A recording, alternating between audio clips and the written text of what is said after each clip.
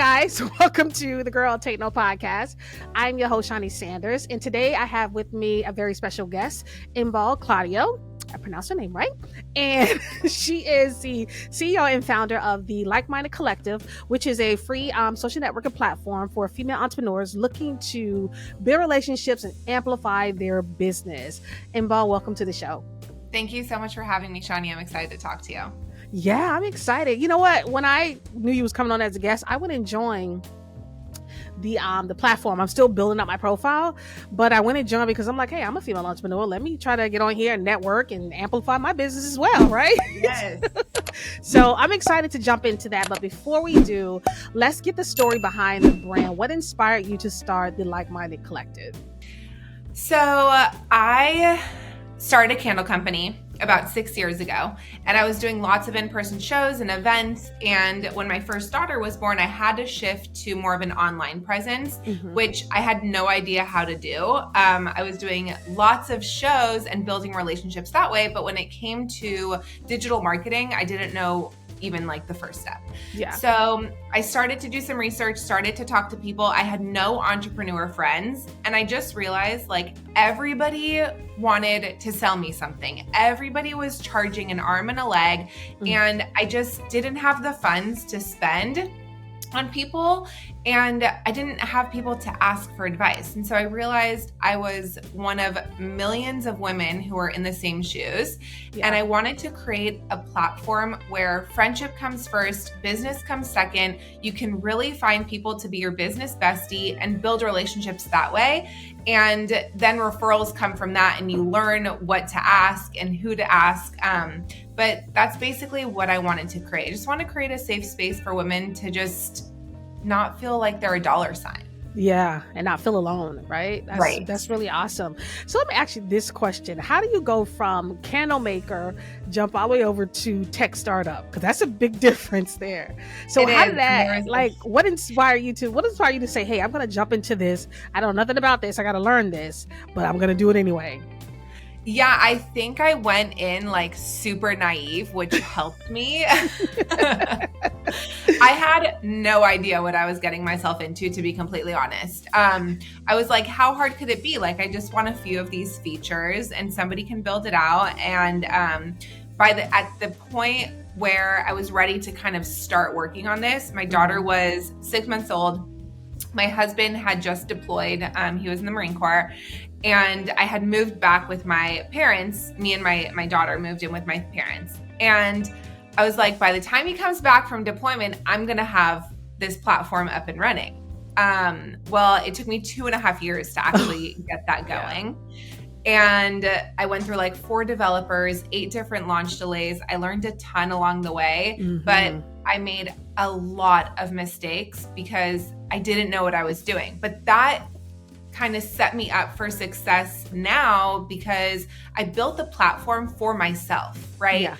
I built it for women who were taking the leap, who were making the jump into something they didn't know and needed a support system. So along the way, I made so many women friends who were entrepreneurs and kind of brought them on the platform with me and have just kind of started to grow it for myself. So it was a benefit for sure. Definitely. A difficult one, but a benefit. I'm sure. Very much so a learning transition there.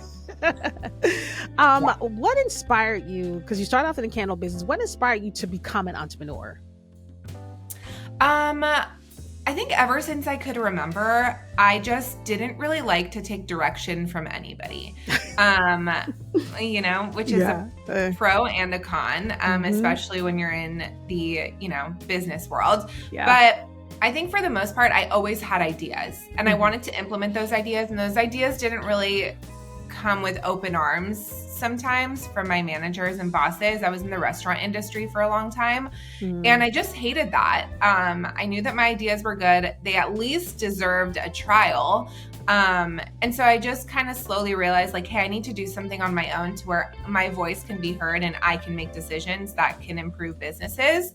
And so I eventually got my real estate license. I started my own brokerage and realized real estate was not for me. And then a couple years later, went back into the, corporate world and then started my candle company and just started it from there. That's awesome. Real estate, restaurant industry. I like it. It's a very good background. And there's so many women I like that are in jobs that feel like we have great ideas. We pitch them to our managers, our bosses. They don't think that our ideas are great. I don't want to listen to them. And you do get that feeling like, you know what? I could take all these good ideas that I got and put it into my own thing. I don't have to keep sharing this with you guys.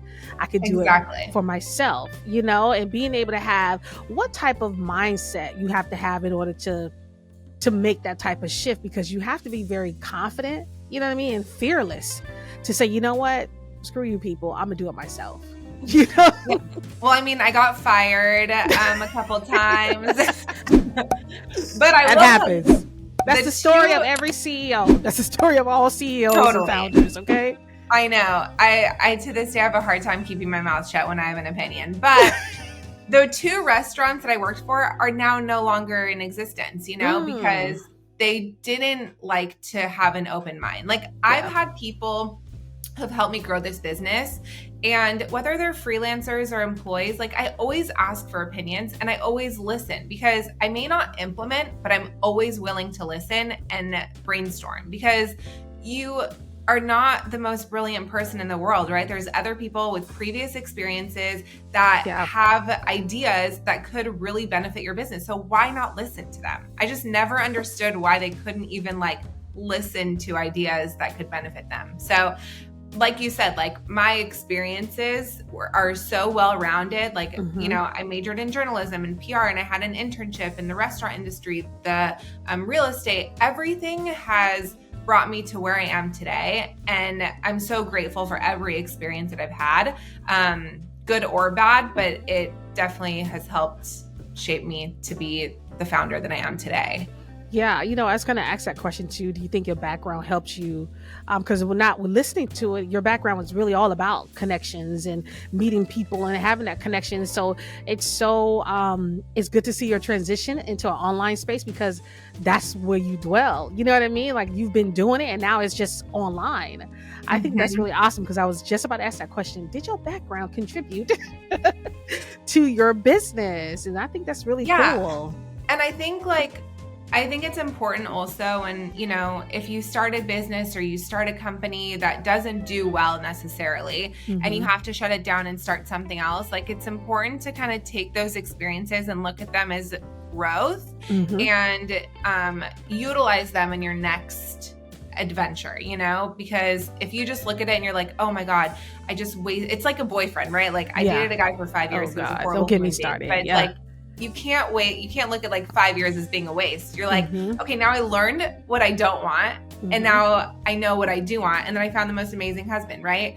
So it's just taking those experiences, learning from them, and implementing them in a different way in your new adventure. When did you know it was time to take that leap?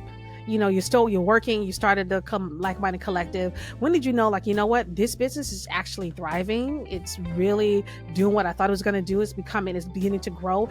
I need to now shift and just do this on a full-time basis. So I do still make candles in my house, but I don't market it. So it's really just for past customers that still order. Yeah. But I think exclusive lists. Yeah. Yeah.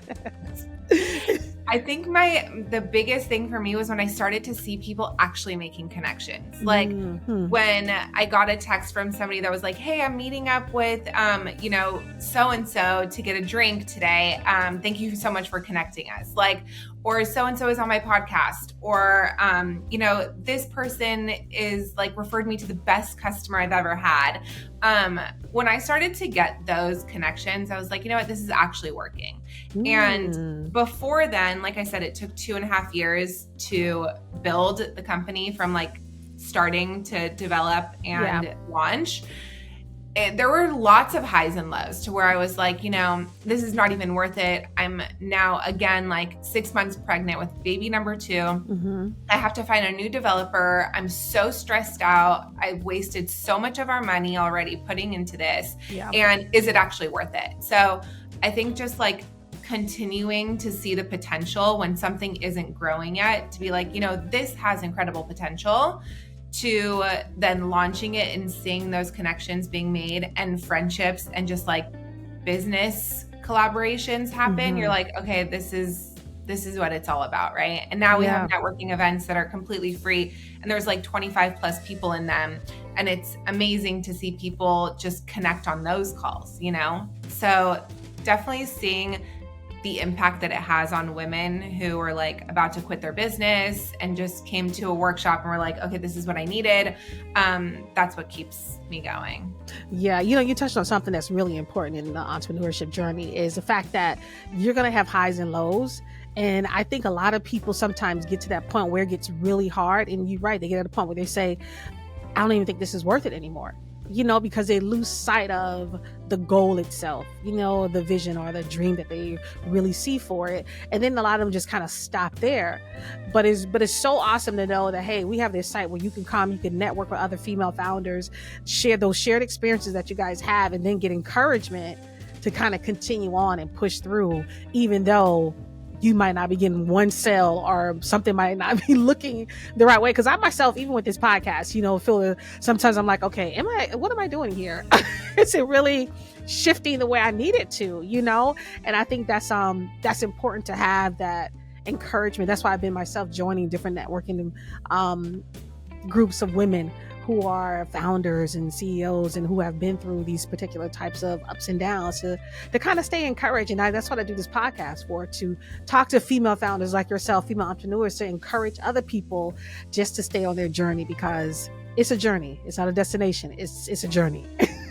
It is. And it's so difficult because as an entrepreneur, especially a solo entrepreneur, you're in your head so much, and you're like your worst enemy, right? Oh my God, yes. What? You need people. Oh God. I know. You need people to be like, girl, you have got to keep going. Like, do not stop, keep going, you know? And sometimes to shift and pivot is the other option that you also have, right? And people are so scared to pivot, but it doesn't mean that you're failing at something. It means that you're just listening to your audience, you're listening to the people that you're trying to help and working towards what they want, right? Yep. So you need people in your corner to help you do that too, because sometimes even just a 30-minute brainstorm with somebody can help take your business into a whole new direction that you're like, oh my God, I didn't even think about doing that, but this is brilliant. Now you're motivated again, you're ready to work again, and all you need are people in your corner. It's so important. Let's get into the site, because I want to know more about it. What are some of like the biggest features you think most of your members gravitate towards with being on your site? Yeah, so what I wanted to create is something completely custom, because there's a lot of community platforms out there. There's also Facebook and Instagram and LinkedIn, but they all have all these rules, restrictions, algorithms. They're confusing to use. There's a million features. Oh yeah. And so I just wanted to make something super simple. So what we have is your profile, which you can build out with a bunch of different criteria from if you're an influencer, you can put how much you charge. So if you're looking to connect with influencers, you can filter based on what you can pay for collaboration. So it's super easy that way. Your photo, a description, your location, all your social links, and then kind of like other stuff like your industry, right? So if somebody's looking for a podcast host, or if you're a podcast host looking for a podcast manager, everything is very, very, very searchable. So your profile, and then we have the feed. And it's one feed that you can just post in there, and it's chronological, so it's very easy. You can put different categories. So if you're doing an intro, you can put your intro, and then people can search for that too. And then we have the search feature, and then you can message one-on-one. So just those 4 things, super easy, super simple, and that's how you connect. We do have like a paid version that has workshops. We do brainstorming sessions, like small group brainstorming sessions twice a month that you can join. And that's kind of where it's more hands-on, like there's hot seat coaching, there's Q&A. Every week I bring on a new expert to teach. And then I also do free workshops too. And then we have the networking events, which are also free. So the actual platform is just your profile, messaging, the feed, and the search feature. That is so awesome. That's why I'm like, hey, I'm on there. I'm gotta really build up my profile and really get connected. And I think as humans, we crave that human connection. You know, social media, yes, really it's great. We could connect with a lot of people, but to be able to get some one-on-one stuff and be able to have a community that you actually nurture, you know what I mean? Because Facebook and Instagram really don't nurture communities, right? You have to build your own community on there and try to nurture them. But to be able to be on a platform where you actually get that, I think that's really awesome. And I think that's something a lot of women would gravitate towards, honestly.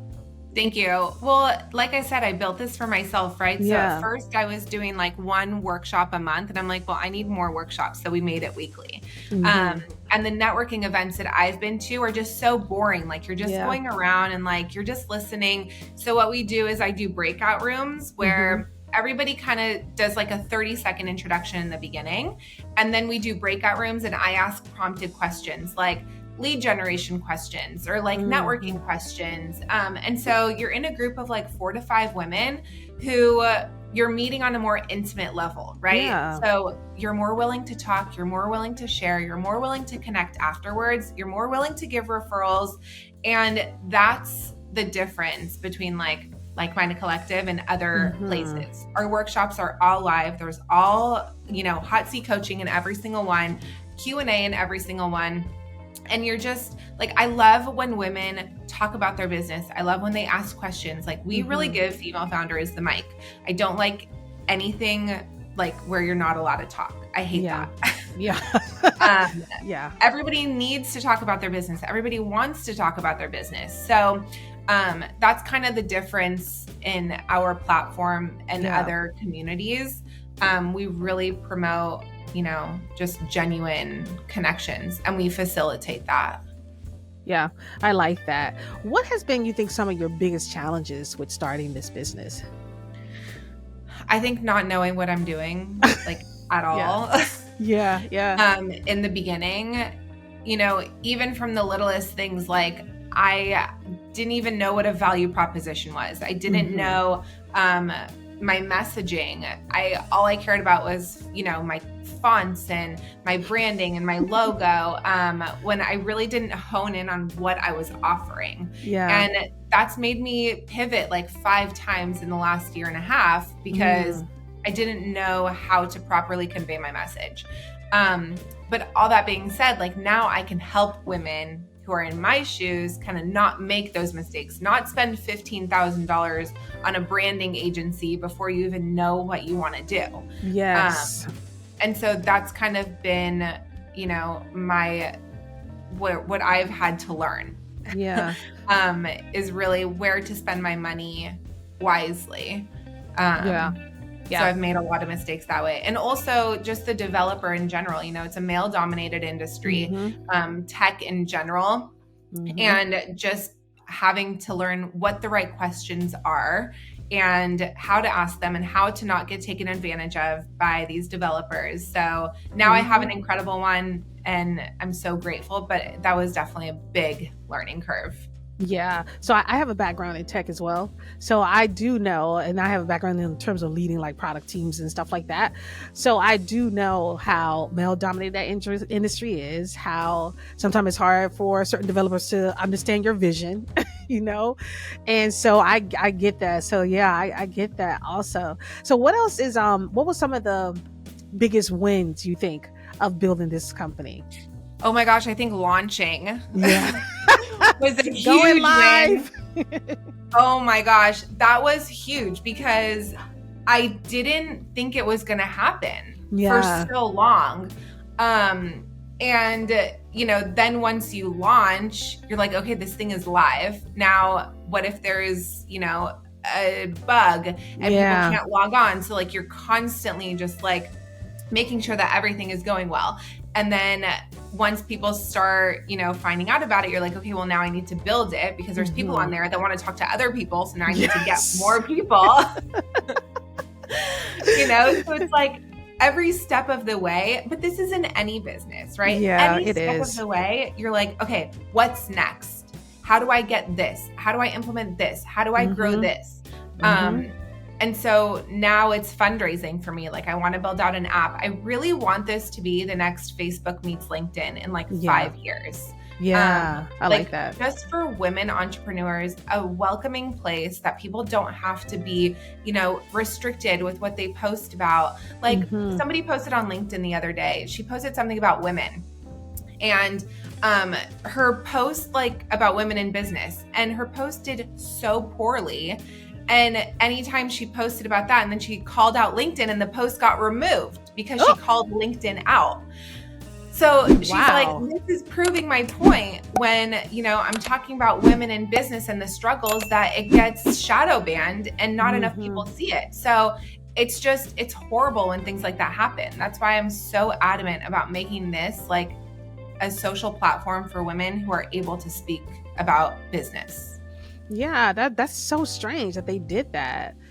That is strange. I have to pay more attention to that on LinkedIn. So yeah, I like the fact that there's a site where you can actually just kind of post what you need to post and get the right response. You reckon so many restrictions with so many of these different sites and just everything, you know, and then when it's all of a sudden your account is gone, you know what I mean? And then everything you had on there is gone. You don't even have it anymore. And it's like, that's like probably the worst, you know, right? Being able to have that freedom to speak and be respectful in your speech, of course, and be mindful, I think is a really good piece of your business, because we do lack that on all these other social platforms. We have to always be very careful about what we say. Yeah. And you know, when people hit sign up or register, you know, there's a few things that people need to know first, right? Yeah. Like, you have to be positive. Like, if you're not positive, I will delete your account right away. But it's stated on there, right? But other than that, if you're a woman-owned business and you're the founder and you promote your business in a positive way, you can post whatever you want, right? Like, that's the whole point, because everybody has different needs for their business. Everybody has different wants for who they want to connect with. And so you should be able to post about that. And women go through struggles, and you should be able to post about the struggles and brainstorm with people and like commiserate with people and just like build connections that way. So yeah, we really just promote, as long as you're positive, you can post whatever you want. Yeah.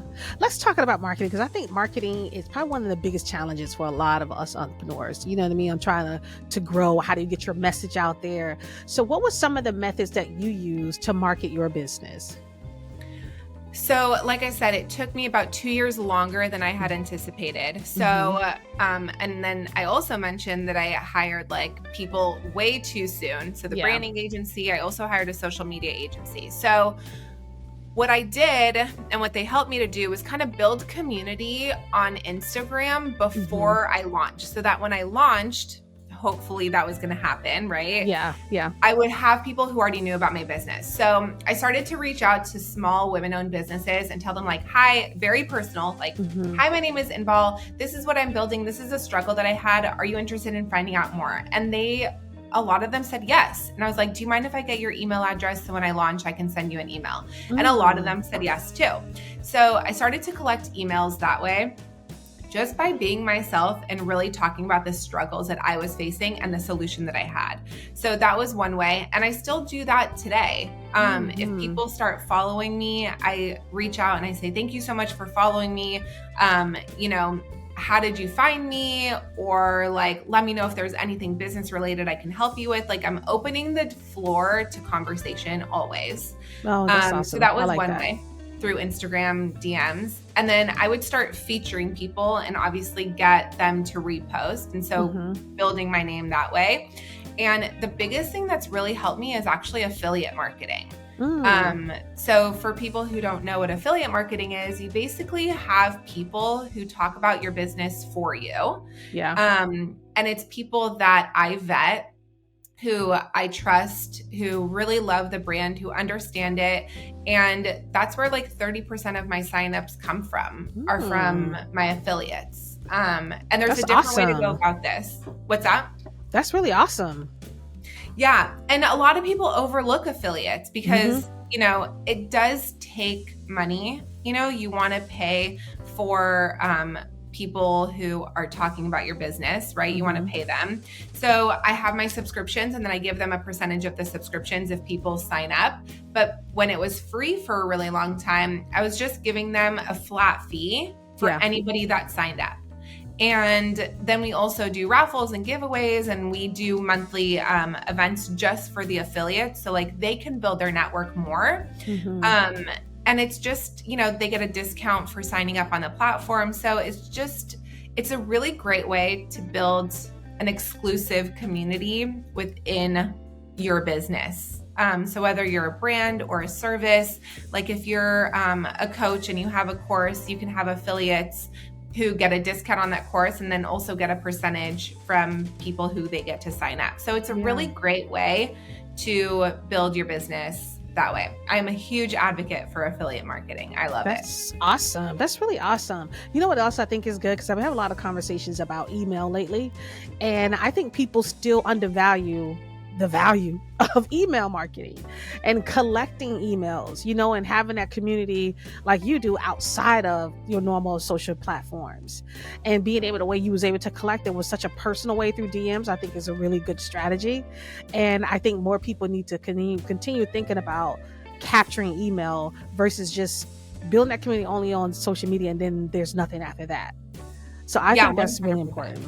Email is so important. I send out emails like 3 to 4 times a week, just depending. Like I send out a weekly email with all the events that are happening, and I send out a monthly email with all the events that are happening for the month. And then during the week, for whoever is subscribed, I send out workshop emails. But there's always, communication. So you're always top of mind. And like anything, people are going to unsubscribe.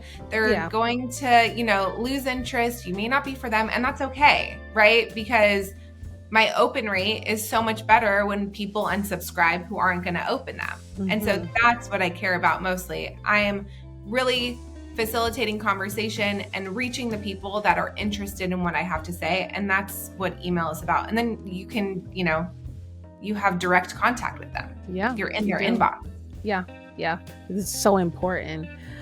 When you launched the site, did you have people already ready, like lined up to say, hey, I'm ready to sign up? Or was it like, okay, I launched the site and then I implemented my marketing strategies?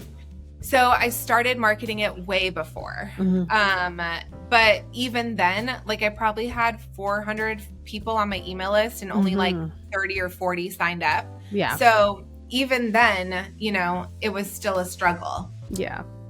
So I think that's with any business, but you have to talk about your business. You have to talk about what you're building. And I really started to build that community on Instagram because I realized, okay, well, these women who are following me are entrepreneurs. So let me talk about my business. Let me talk about my struggles. Let me talk about the issues that I'm having as a woman entrepreneur. And that started to build engagement too. So when you talk about what you're going through, you can really build genuine connections with people. I went on TikTok and started talking about my fundraising journey as a solo female founder in the tech industry, and that got engagement. So it really is just about being a human, right? And like talking about your experiences instead of just these template posts or stories, which work in some cases, but you have to have people look at you as a person. Yeah, you got to be authentic, because that's what I like, how people connect with people through the story, through their shared experiences. You hear someone else is struggling, you're just like, wow, that's the same thing I'm going through, and look at her. She still persevered through, just to know that you're not alone. We all feel the same way. We all deal with confidence. We all deal with things not going right, and we all have to figure out how to push through. But you being a wife, a mom, a business owner, you have 2 businesses that you have. How do you balance it all? Because it's a lot to juggle. I'm a wife, a mom too, so it's a lot to juggle. And I'm still have full-time work and I'm doing this. It's a lot. It really is a lot. How do you balance?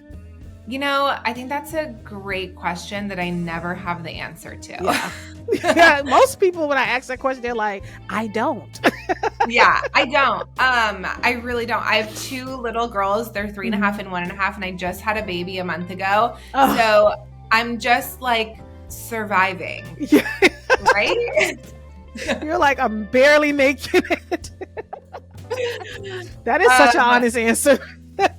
I know. You just have to like be open, right? Yeah. So like when I was pregnant, every event that I was at, like my networking events or my workshops, everybody knew I was pregnant.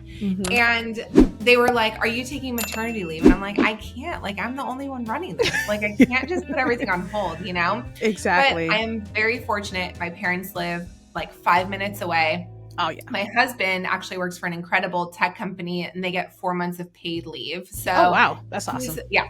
I know. It's incredible. We're so grateful for that.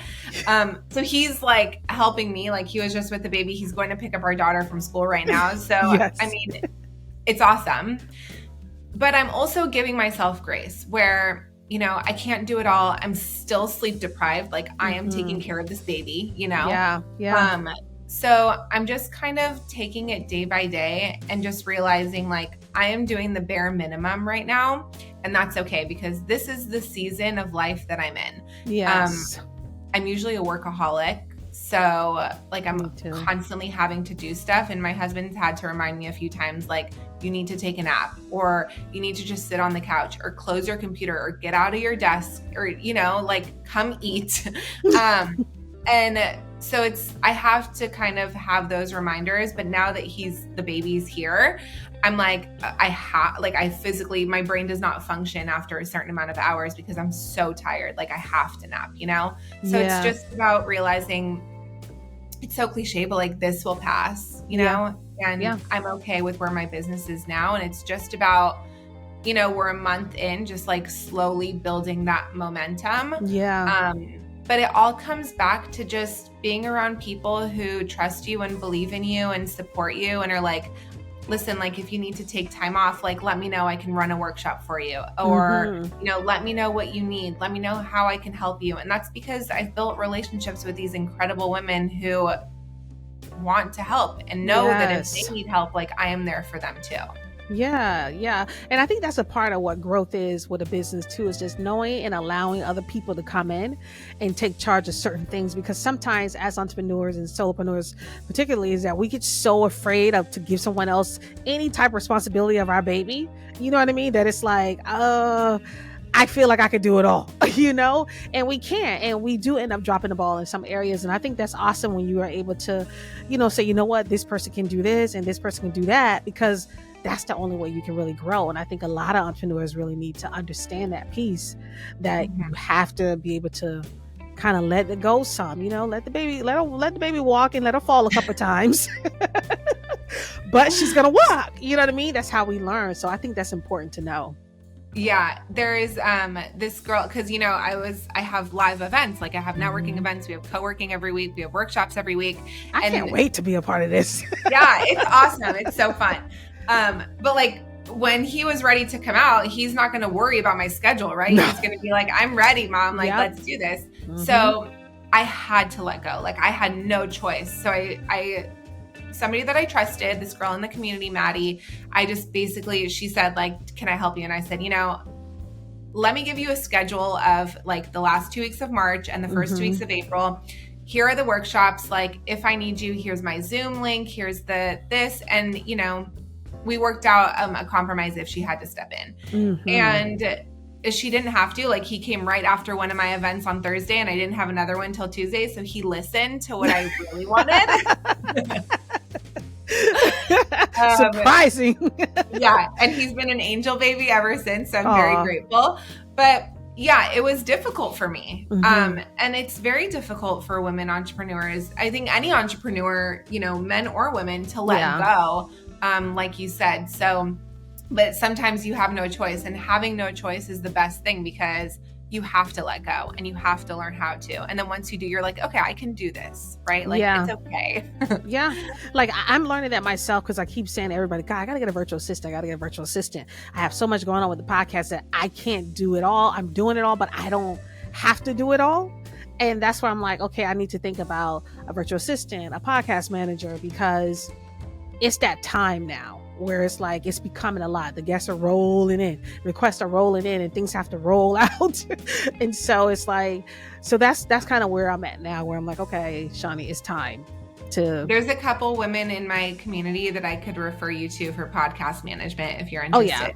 Oh yeah, I am. Definitely. That's why I was like, I got to join your community to really get some referrals. people in there. Connect. Yeah, Yes. because it's about connecting. You want to grow as an entrepreneur, you have to connect. You have to be a part of a community. It can't just be you. It's okay to be a part of other communities too. You know what I mean? And learn. The thing is too, you have to, when you join communities, you can join 100 communities, but like, are you going to really benefit from that? No. So join like 2 or 3 and really engage, because the women that came to me top of mind when you said like you need a podcast manager are women that I have connected with, who are in the events, who I have seen their work and I know that they do an incredible job. If they just came in and posted and left, they wouldn't be like in my head ready to refer, right? And I wouldn't trust them enough to refer somebody to them. Exactly. So when you are joining communities, you have to just participate, you know, and just engage, because people want to be able to refer. Like if I refer you business or if I refer my friend business from you, then that benefits you and her. And like I love connecting women that can benefit mutually from one another. So you have to talk about your business. Let people help you. Yes, that is key. What advice you will give another female entrepreneur who wants to get started in probably the tech space? I would say connect with other women who are doing what you want to be doing. So don't be afraid to reach out on LinkedIn to people who are doing what you want to be doing. I've had a lot of people reach out to me and be like, hey, can you have like 15, 20 minutes? Like, I'm interested in doing this. I'd love to kind of talk to you about that. And 9 times out of 10, I say yes. And it's just a no-brainer. Like, there needs to be more women entrepreneurs, so why not help more women entrepreneurs? There need to be more women in tech, so why not help more women in tech? And just be that sounding board. So LinkedIn is a great place to specifically search for people. Like I said, Like Minded Collective has a great search feature, so that's also a really good place to kind of search. And always when you get off a call with somebody, ask them if there's somebody else that you can connect them with. Like, hey, who is somebody else that you think could benefit, who I could benefit from talking to? And sometimes there's nobody on top of mind, but sometimes there will be. And so you always want to ask for that next connection. Just build your network. Yeah, that's really awesome. That is definitely key, to ask them, is there someone else you can connect with? And I think that's so admirable of you to say that when people reach out to you, you actually answer. Because like you said, a lot of people don't even respond to that because they feel like they're just too busy, and you're super busy. You know what I mean? You have a lot going on, and for you to still say, you know what, I still allow myself to be connected to people and be available when I can, I think is really awesome of you to still do that. That's really cool. Thank you. I mean, there's been times where I'm like, hey, listen, I have baby number 3 coming up. Like, I don't have time, but can you reach out in 3 months and then we'll get something scheduled? You know? So I'm putting it back in their court. Like, if they reach out to me, great, but I'm not going to be like, I'm going to reach out to you in 3 months and make schedule something. Like, this is another like season of life, right? Where I can't say yes to as many people, so I have to say no, but I will do my best to schedule something in the future. And so I at least answer. People should at least answer. I mean, at least. It's like applying for a job and you send a resume and you never hear a response back. Yeah. You're like, give me some closure. You could at least say I didn't get it. I know. Yeah. So that's good that you at least answer. Where you see the site going? I know you mentioned app. Is that kind of where it is, or do you see it kind of evolving even more into something else? Yeah. So in 6 weeks, I guess 5 weeks, I'm hoping to launch like a communities aspect to it, where think of like Facebook groups, but I'm trying to come up with a name like either like squad or posse or like something fun like that. Yeah. I basically want people to bring their communities onto Like Minded Collective. They'll have their own feed, but they're also part of the actual platform. So you're bringing your community on there. There may be like 200-300 people, but those 200-300 people are engaging with the other 1,500 people that are already on there. So you're able to get more reach. Your community is able to connect with more people. And, you know, on Facebook, when you message somebody, it goes into a hidden inbox. Like now, if you message somebody on Like Minded Collective, it goes into their actual inbox. So you're able to actually connect with people. So that's what I'm building out in the next 6 weeks. That's what I'm hoping to launch out, is just a communities aspect. I like that. I like that, to Thank be able to you. build your communities on there, like groups. That's really awesome. Well, listen, this has been a good conversation. You know what I mean? I mean, really good. And I'm excited now to get my profile, to finish building my profile. Yes. Just I've been so busy with trying to do all this other stuff. I haven't had a chance to. We need to get you a podcast manager and a VA. I got to get both. I really do. I'm not even going to lie. I really, really do. And so, but this is what I want to say. What is it that you want my listeners to know about the Like-Minded Collective? I want them to know that it is the most welcoming place they will ever step foot in. There's no requirements as to how many events you have to go to. If you have babies, like, we love babies in the background. Like, I've had people nurse in the background. I've had babies yelling in the background, kids screaming, kids are sick, moms are holding kids. Like, we welcome it all. And, come to one event, come to all of them, come to 10 minutes, come to 5 minutes, stay for the whole thing. Like, it doesn't matter as long as you're showing up, people will connect with you. At the very least, just post an intro on the feed and, like, don't think twice about what you look like, what you're wearing, how many kids you have. Just show up. Yeah. Show up and people will welcome you with open arms. I love that it's such a mom-friendly and kid-friendly environment, because that's a lot of things. Like, for me, that's why I try to schedule a lot of interviews through the day when the kids are not here, because if the kids are here and my husband, it's like it's a lot going on. But it's good to know that you can come into an environment where there's women like you, moms who understand. We get it. The dog and the baby's yelling in the background. We understand. It's okay. Put your thing on mute. Still come into the community and join us. I really, really do like that. Well, before we end the show, I asked this question to all of my guests on the show. What was some of the best advice you received from another woman? So I did this podcast, I think, like, right when I first started building out this platform. And this woman said, don't think of it as failing, think of it as learning. So, like, if you fail, you're not failing, you're just falling and you're getting back up. So I love that, because, every time something doesn't go your way or the way that you plan it to, just know that you're learning from that experience. I mean, this goes back to the beginning of our conversation, right? Like, working in the restaurant industry and getting fired, like, that just taught me what I don't want to be as a leader and as a founder and as, an employer. So don't think of it as failing, think of it as falling and get back up and move on. Yeah, I like that. And learning, just learning from everything. Take every experience and learn from it, because you're so right. Sometimes we'll get knocked down and we'll feel like we failed at it. We feel like we can't do it. And we have to be, it's a lot of it's just mindset for me too. It's like, you got to make sure your mindset is strong when you're being an entrepreneur, because. Yeah, 100%. I will tell you this though. I give myself 24 hours to cry. Like, I got stood up by an investor I was really, really, really excited to talk to, and, like, just amped up and emotionally, just, like, it took a lot out of me to prepare for this, and she ghosted me. God. I was in tears basically for the rest of the day, and I just turned off my computer and I gave myself that time to kind of, like, be in my feelings. And the next day I turned on my computer and I was back at it. So I give myself that time. For me, it's like crying, and that helps me a lot. Some people it's chocolate, some people it's Netflix, some people it's skydiving, whatever it is for you. Some people it's a nice glass of wine that I'll take for myself. Exactly. You just gotta let yourself, feel all the feelings and then move on. I like that. Yeah, you're right. Give yourself time to cry. It's okay to mourn certain things, but then pick back up, Yep.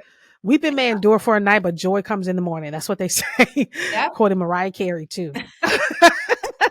100%. So this has been really fun, Imbal. Thank you so much for being on the show. I know my listeners are definitely going to enjoy this show so much, and make sure they sign up for the Like-Minded Collective. I'm going to have all your info down in the show notes. And guys, listen, this is the Girl Take Note podcast. I am Shaunie Sanders, and I will talk to you next time.